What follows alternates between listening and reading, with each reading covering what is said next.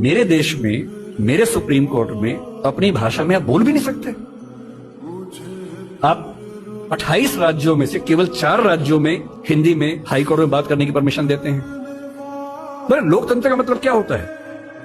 कुछ गिने चुने एलिट्स के हिसाब से जनता अपनी भाषा बदलेगी या जनता की भाषा से प्रशासक भाषा बदलेंगे अपनी?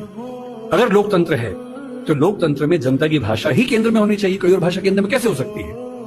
पर हम लोग इतने आदी हो चुके हैं, हम स्लेव मेंटेलिटी के इतने अभ्यस्त हो चुके हैं कि हम ये प्रश्न कभी नहीं करते। हमारे सुप्रीम कोर्ट के चीफ जस्टिस या कोई जज हिंदी में क्यों नहीं बात कर पाते? और नहीं कर पाते, मैं फिर बार बार कह रहा हूं, मामला सिर्फ हिंदी का नहीं। मेरी इच्छा है कि सुप्रीम कोर्ट के बहुत सारे जजेस में कुछ को तमिल ठीक से आती हो, कुछ को तेलुगु अच्छे से आती हो, कुछ को मराठी आती हो, कईयों को हिंदी आती हो।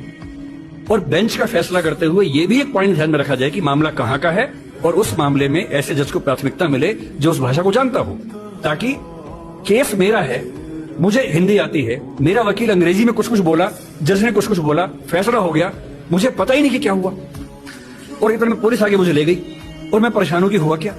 मेरे मामले के किसी प्रसंग में मेरी भूमिका ही नहीं है, क्योंकि सारी प्रक्रिया दो ऐसे व्यक्तियों के बीच में चल रही है जिनके पास एक भाषा है जो मेरी भाषा नहीं है, जबकि मामला मेरा है, और कहने को लोकतंत्र है। ये लोकतंत्र नहीं है, ये भाषा के स्तर पर तानाशाही है, बुरी चीज है।